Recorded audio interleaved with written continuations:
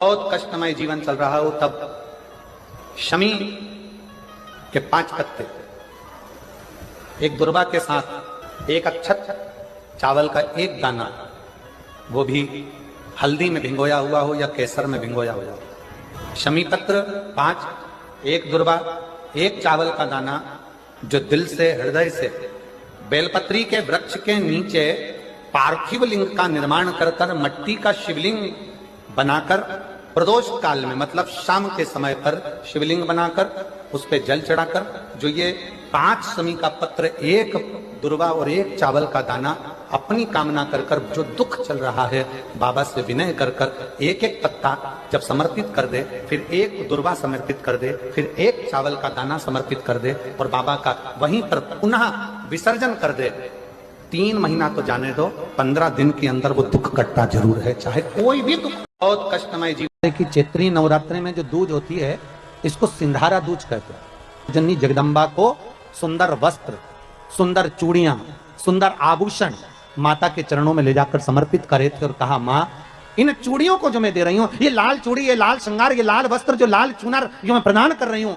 माँ बस ऐसी कृपा कर दे कि तू इन चुनर को धारण करे और मेरा भी सौभाग्य, मेरा भी सुहाग अमर कर दे, बस इतनी कृपा मेरे ऊपर कर दे। वो सिंधारा दूज का महत्व है कि चैत्री नवरात्रि में जो दूज होती है इसको सिंधारा दूज कहते हैं। जननी जगदम्बा को सुंदर वस्त्र, सुंदर चूड़ियां, सुंदर आभूषण माता के चरणों में ले जाकर समर्पित करे थे और कहा, माँ इन चूड़ियों को जो मैं दे रही हूँ, ये लाल चूड़ी, ये लाल श्रृंगार, ये लाल वस्त्र, जो लाल चुनर जो मैं प्रदान कर रही हूँ, माँ बस ऐसी कृपा कर दे कि तू इन चुनर को धारण करे और मेरा भी सौभाग्य, मेरा भी सुहाग अमर कर दे, बस इतनी कृपा मेरे ऊपर कर दे। वो सिंधारा दूज का महत्व है कि चैत्री नवरात्रि में जो दूज होती है इसको सिंधारा दूज कहते हैं।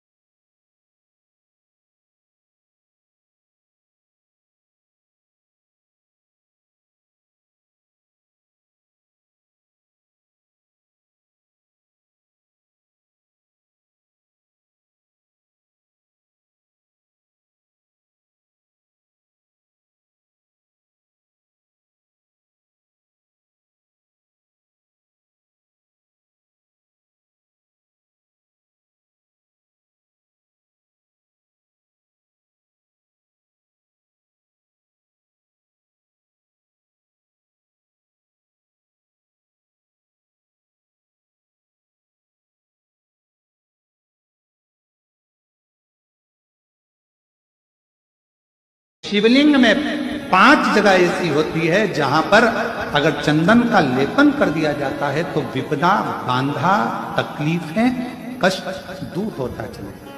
5 स्थान बताए, उसको समझिए।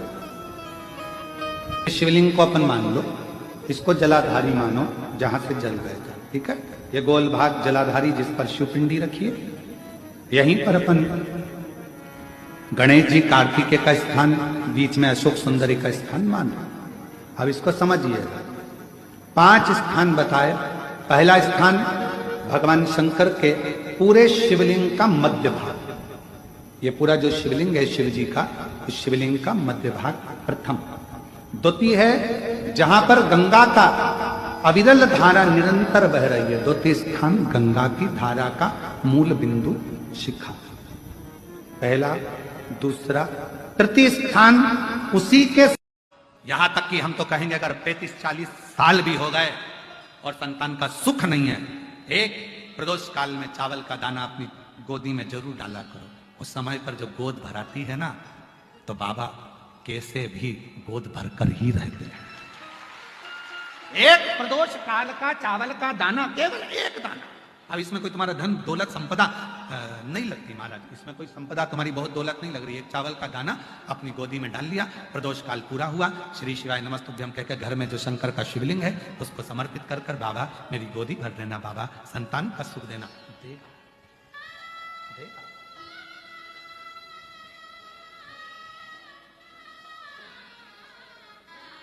तेरे यहां तक कि हम तो कहेंगे अगर 35-40 साल भी हो गए और संतान का सुख नहीं है, एक प्रदोष काल में चावल का दाना अपनी गोदी में जरूर डाला करो। उस समय पर जो गोद भराती है ना,